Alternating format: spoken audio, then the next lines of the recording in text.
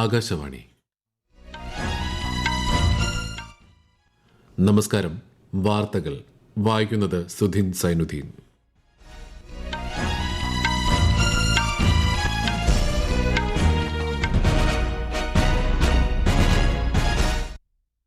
പ്രധാന വാർത്തകൾ. സമുദ്രപ്രതാപ് കപ്പലിന്റെ കമ്മീഷനിംഗിൽ ഇന്ത്യൻ തീരസംരക്ഷണ സേനയെ അഭിനന്ദിച്ച് പ്രധാനമന്ത്രി നരേന്ദ്രമോദി.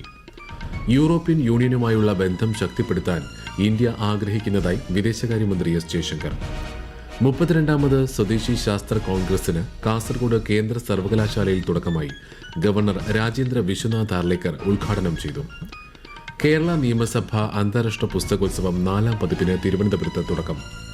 കനത്ത മൂടൽമഞ്ഞിനെ തുടർന്ന് രാജ്യത്തിന്റെ വിവിധ ഭാഗങ്ങളിൽ ട്രെയിൻ, വിമാന സർവീസുകൾ തടസ്സപ്പെട്ടു. 2020 ലോകകപ്പ് മത്സരവേദി ഇന്ത്യയിൽ നിന്ന് മാറ്റണമെന്ന ബംഗ്ലാദേശ് ക്രിക്കറ്റ് ബോർഡിന്റെ അപേക്ഷ തള്ളി ICC. വാർത്തകൾ വിശദമായി. സമുദ്രപ്രതാപ് കപ്പലിന്റെ കമ്മീഷനിംഗിൽ ഇന്ത്യൻ തീരസംരക്ഷണ സേനയെ അഭിനന്ദിച്ച് പ്രധാനമന്ത്രി നരേന്ദ്രമോദി. രാജ്യത്തിന്റെ സ്വയം പര്യാപ്തത എന്ന ലക്ഷ്യത്തിന് ശക്തി പകരുന്നതാണ് ഈ കപ്പലെന്ന് അദ്ദേഹം സാമൂഹ്യ മാധ്യമത്തിൽ കുറിച്ചു. കഴിഞ്ഞ ദിവസം ഗോവയിൽ നടന്ന ചടങ്ങിൽ രാജ്യരക്ഷാമന്ത്രി രാജ്നാഥ് സിംഗാണ് കപ്പൽ കമ്മീഷൻ ചെയ്തത്.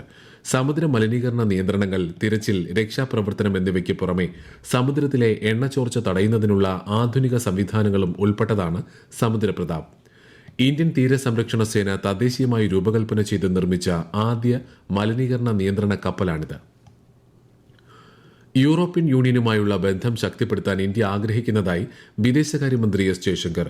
ദ്വിരാഷ്ട്ര പര്യടനത്തിന്റെ ഭാഗമായി ലക്സംബർഗിൽ മാധ്യമങ്ങളെ അഭിസംബോധന ചെയ്യുകയായിരുന്നു അദ്ദേഹം. യൂറോപ്യൻ യൂണിയൻ നയരൂപീകരണത്തിൽ ലക്സംബർഗിന് നിർണായക സ്വാധീനമുണ്ടെന്നും ശ്രീ ജയശങ്കർ പറഞ്ഞു. ഭീകരവാദത്തെ പിന്തുണയ്ക്കുന്ന പാകിസ്ഥാൻ നിലപാടുകളെയും അദ്ദേഹം രൂക്ഷമായി വിമർശിച്ചു. ഭീകര പരിശീലന ക്യാമ്പുകൾക്ക് അവസരമൊരുക്കി പതിറ്റാണ്ടുകളായി പാകിസ്ഥാൻ ഈ നിലപാട് തുടരുകയാണെന്ന് ശ്രീ ജയശങ്കർ പറഞ്ഞു. ഭീകരവാദത്തെ പാകിസ്ഥാൻ എല്ലായ്പ്പോഴും സാധാരണവൽക്കരിക്കുന്നതായും അദ്ദേഹം വിമർശിച്ചു. Relationship with Pakistan is exceptional. That for decades, you've had these training camps, not secret training camps, they're all training camps in the big cities of Pakistan, very open, where the state, the military supports terrorism, and they've tried to normalize it as though it's their right to do it. I mean, everybody knows that these are people who have supported the state. കേന്ദ്ര വാണിജ്യമന്ത്രി പീയൂഷ് ഗോയലിന്റെ 2 ദിവസത്തെ Brussels സന്ദർശനത്തിന് ഇന്ന് തുടക്കം. India European union സ്വതന്ത്ര വ്യാപാര കരാർ സംബന്ധിച്ച നടപടികൾ വേഗത്തിൽ പൂർത്തീകരിക്കാൻ ലക്ഷ്യമിട്ടാണ് സന്ദർശനം. യൂറോപ്യൻ യൂണിയൻ വ്യാപാര കമ്മീഷണർ മാർക്കോസ് സെഫ്കോവിച്ചുമായി ശ്രീ ഗോയൽ കൂടിക്കാഴ്ച നടത്തും. 32ാമത് സ്വദേശി ശാസ്ത്ര കോൺഗ്രസിന് കാസർഗോഡ് കേന്ദ്ര സർവകലാശാലയിൽ തുടക്കമായി. ഗവർണർ രാജേന്ദ്ര വിശ്വനാഥ് ആർലേക്കർ ഉദ്ഘാടനം ചെയ്തു. ഈ മാസം 9 വരെയാണ് പരിപാടി. ശാസ്ത്രമേഖലയിലെ സമഗ്ര സംഭാവനയ്ക്ക് സ്വദേശി ശാസ്ത്ര പുരസ്കാരങ്ങൾ സമ്മേളനത്തിൽ സമ്മാനിക്കും. സാമൂഹിക നവീകരണത്തിൽ പുസ്തകോത്സവങ്ങൾക്കും വായനയ്ക്കും നിർണായക പങ്കുണ്ടെന്ന് മുഖ്യമന്ത്രി പിണറായി വിജയൻ. കേരള നിയമസഭ അന്താരാഷ്ട്ര പുസ്തകോത്സവത്തിന്റെ 4ാം പതിപ്പ് തിരുവനന്തപുരത്ത് ഉദ്ഘാടനം ചെയ്യുകയായിരുന്നു അദ്ദേഹം. ലോകം ഇന്ന് നേരിടുന്ന വെല്ലുവിളികൾ വായനാ ലോകത്തിന്റെ സജീവ ചർച്ചയിലുണ്ടാകണമെന്നും മുഖ്യമന്ത്രി പറഞ്ഞു. ഈ മാസം 13 വരെ നീളുന്ന പുസ്തകോത്സവത്തിൽ 180-ലേറെ പ്രസാധകർ പങ്കെടുക്കുന്നുണ്ട്. SIRന്റെ ഭാഗമായുള്ള കരട് വോട്ടർ പട്ടികയുമായി ബന്ധപ്പെട്ട പരാതികളും എതിർപ്പുകളും ഈ മാസം 22 വരെ സമർപ്പിക്കാം. കരട് വോട്ടർ പട്ടികയിലെ ഹിയറിംഗ് ജനങ്ങൾക്ക് ബുദ്ധിമുട്ടുണ്ടാകാത്ത രീതിയിൽ നടത്തുമെന്ന് മുഖ്യ തെരഞ്ഞെടുപ്പ് ഓഫീസർ രത്തൻ യു കേൽക്കർ അറിയിച്ചു. അർഹരായ മുഴുവൻ ആളുകളെയും വോട്ടർ പട്ടികയിൽ ഉൾപ്പെടുത്താനുള്ള നടപടികൾ സ്വീകരിക്കുമെന്ന് മുഖ്യമന്ത്രി പിണറായി വിജയൻ വ്യക്തമാക്കി. തീവ്ര വോട്ടർ പട്ടിക പരിഷ്കരണത്തിന്റെ ഭാഗമായ കരട് വോട്ടർ പട്ടിക ഉത്തർപ്രദേശിൽ പ്രസിദ്ധീകരിച്ചു. 12,55,56,025 വോട്ടർമാരാണ് പട്ടികയിൽ ഉൾപ്പെട്ടിരിക്കുന്നത്. 2,89,00,000 സമ്മതിദായകരെ ഒഴിവാക്കിയിട്ടുണ്ട്. ഈ വാർത്തകൾ ആകാശവാണിയിൽ നിന്ന്.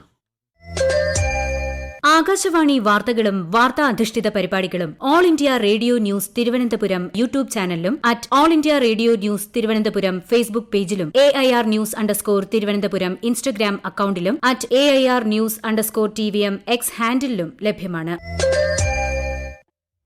കോട്ടയം, എറണാകുളം ജില്ലകളിലേക്കും കേന്ദ്രഭരണ പ്രദേശമായ ലക്ഷദ്വീപിലേക്കും ആകാശവാണി പാർട്ട് ടൈം കറസ്പോണ്ടന്റിനെ കരാർ അടിസ്ഥാനത്തിൽ നിയമിക്കുന്നതിന് അപേക്ഷ ക്ഷണിക്കുന്നു. അപേക്ഷകർ ജില്ലാ ആസ്ഥാനത്ത് നിന്നും 10 കിലോമീറ്റർ ചുറ്റളവിൽ സ്ഥിരതാമസക്കാരായിരിക്കണം. കൂടുതൽ വിവരങ്ങൾക്ക് www.newsonair.gov.in, prasarbharati.gov.in/pbvacancies എന്നിവ സന്ദർശിക്കുക. അപേക്ഷകൾ സ്വീകരിക്കുന്ന അവസാന തീയതി ഈ മാസം 31. ISROയുടെ PSLV C-62 വിക്ഷേപണം ഈ മാസം 12-ന് ശ്രീഹരിക്കോട്ടയിലെ സതീഷ് ധവാൻ ബഹിരാകാശ കേന്ദ്രത്തിൽ നിന്ന് രാവിലെ 10:17-ന് PSLV C-62 കുതിച്ചുയരും. ഭൌമ നിരീക്ഷണ ഉപഗ്രഹമായ EOS-N1 ഉൾപ്പെടെ 19 പേലോഡുകളെയും വഹിച്ചാണ് വിക്ഷേപണം. രാജ്യത്ത് സമയബന്ധിതമായ പദ്ധതി വികസനം ഉറപ്പാക്കുന്നതിനായി പ്രധാനമന്ത്രി നേരിട്ട് നേതൃത്വം നൽകുന്ന പ്രഗതി പ്ലാറ്റ്ഫോമിന്റെ 50ാമത് യോഗം വിജയകരമായി പൂർത്തിയായി. 2015-ലാണ് പ്രധാനമന്ത്രി പ്രഗതിക്ക് തുടക്കം കുറിച്ചത്. ഹിമാചൽ പ്രദേശിലെ പർബതി 2 ജലവൈദ്യുത പദ്ധതിയെക്കുറിച്ചാണ് പ്രഗതിയുടെ മുന്നേറ്റം സംബന്ധിച്ച പ്രത്യേക പരമ്പരയിൽ ഇന്ന്.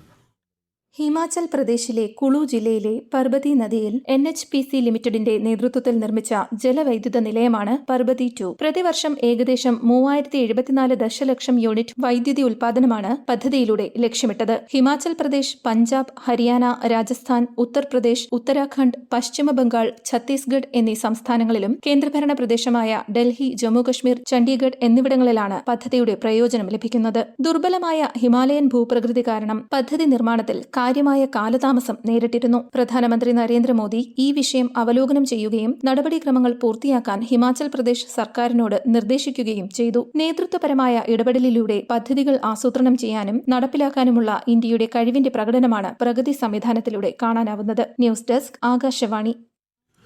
കനത്ത മൂടൽമഞ്ഞിനെ തുടർന്ന് രാജ്യത്തിന്റെ വിവിധ ഭാഗങ്ങളിൽ ട്രെയിൻ സർവീസുകൾ തടസ്സപ്പെട്ടു. ഡൽഹിയിലേക്ക് പോകുന്ന 70-ലധികം ട്രെയിനുകൾ 2 മണിക്കൂർ വൈകി ഓടുന്നതായി റെയിൽവേ അറിയിച്ചു.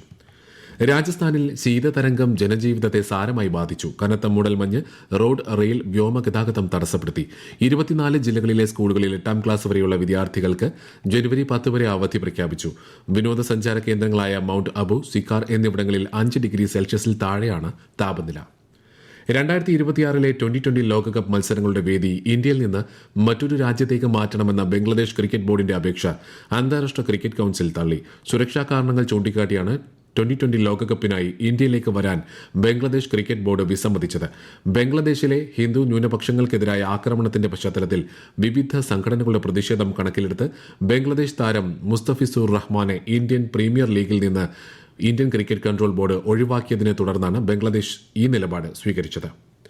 ഇന്ത്യ ദക്ഷിണാഫ്രിക്ക അണ്ടർ-19 പുരുഷ ഏകദിന ക്രിക്കറ്റ് പരമ്പരയിലെ 3ാം മത്സരത്തിന് ഉടൻ തുടക്കമാകും. ടോസ് നേടിയ ദക്ഷിണാഫ്രിക്ക ബൌളിംഗ് തെരഞ്ഞെടുത്തു. ആദ്യ 2 മത്സരങ്ങളിൽ വിജയിച്ച ഇന്ത്യ പരമ്പര ഇതിനകം തന്നെ സ്വന്തമാക്കിയിട്ടുണ്ട്. വനിതാ under nineteen British junior open squash championship ഫൈനലിൽ ഇന്ത്യൻ താരം അനാഹത് സിംഗ് വെള്ളി മെഡൽ നേടി. ഇംഗ്ലണ്ടിലെ ബർമിംഗ്ഹാമിൽ നടന്ന ഫൈനലിൽ ഫ്രാൻസിന്റെ ലോറൻ ബാൾട്ടോയോടാണ് അനാഹത് പരാജയപ്പെട്ടത്. വെനസ്വേലയിൽ നിന്ന് 30 മുതൽ 50 ദശലക്ഷം ബാരൽ വരെ എണ്ണ അമേരിക്കയ്ക്ക് കൈമാറാൻ തീരുമാനമായതായി US പ്രസിഡന്റ് ഡൊണാൾഡ് ട്രംപ്. വിപണി വിലയ്ക്കായിരിക്കും എണ്ണ ലഭ്യമാവുക. ഇരു രാജ്യങ്ങൾക്കും തീരുമാനം ഗുണം ചെയ്യുമെന്നും ട്രംപ് പറഞ്ഞു. ഗ്രീൻലാൻഡ് ഏറ്റെടുക്കുന്നതിന് US പ്രസിഡന്റ് ഡൊണാൾഡ് ട്രംപ് സൈനിക നടപടി ഉൾപ്പെടെയുള്ള സാധ്യതകൾ വിലയിരുത്തിയതായി വൈറ്റ് ഹൌസ്. ഡെൻമാർക്കിലെ സ്വയംഭരണ പ്രദേശമായ ഗ്രീൻലാൻഡ് USന്റെ ദേശീയ സുരക്ഷയ്ക്ക് ആവശ്യമാണെന്ന് ട്രംപ് കഴിഞ്ഞ ദിവസം പ്രഖ്യാപിച്ചിരുന്നു. ഗ്രീൻലാൻഡിന് നേർക്കുള്ള അമേരിക്കയുടെ ഏത് വിധത്തിലുള്ള ആക്രമണവും നാറ്റോ സഖ്യത്തിന്റെ തകർച്ചയ്ക്ക് കാരണമാകുമെന്ന് ഡെൻമാർക്ക് പ്രധാനമന്ത്രി മെറ്റ് ഫ്രെഡറിക്സൺ മുന്നറിയിപ്പ് നൽകി. യൂറോപ്യൻ സഖ്യകക്ഷികളും ഡെൻമാർക്കിനെ പിന്തുണച്ചു. 4 വർഷത്തെ സേവനകാലം പൂർത്തിയാക്കിയ അഗ്നിവീറുകളുടെ പുനർനിയമന സാധ്യതകളെക്കുറിച്ച് പഠിക്കാൻ പ്രത്യേക സമിതിയെ നിയോഗിച്ച് മഹാരാഷ്ട്ര സർക്കാർ. സർക്കാർ, അർദ്ധ സർക്കാർ, സ്വകാര്യ സ്ഥാപനങ്ങളിലെ തൊഴിലവസരങ്ങൾ സമിതി പരിശോധിക്കും.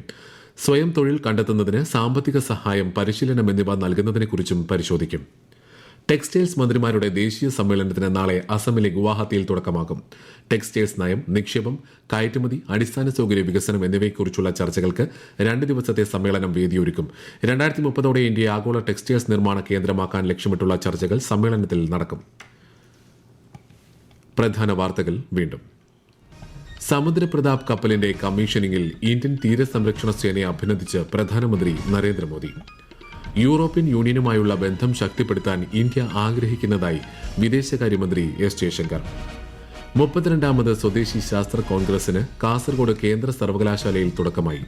ഗവർണർ രാജേന്ദ്ര വിശ്വനാഥ് ആർലേക്കർ ഉദ്ഘാടനം ചെയ്തു. കേരള നിയമസഭ അന്താരാഷ്ട്ര പുസ്തകോത്സവത്തിന്റെ 4ാം പതിപ്പിന് തിരുവനന്തപുരത്ത് തുടക്കമായി. കനത്ത മൂടൽമഞ്ഞിനെ തുടർന്ന് രാജ്യത്തിന്റെ വിവിധ ഭാഗങ്ങളിൽ ട്രെയിൻ, വിമാന സർവീസുകൾ തടസ്സപ്പെട്ടു. T20 ലോകകപ്പ് മത്സരവേദി ഇന്ത്യയിൽ നിന്ന് മാറ്റണമെന്ന ബംഗ്ലാദേശ് ക്രിക്കറ്റ് ബോർഡിന്റെ അപേക്ഷ തള്ളി ICC. വാർത്തകൾ കഴിഞ്ഞു. അടുത്ത വാർത്താ പ്രക്ഷേപണം വൈകിട്ട് 3 മണിക്ക്.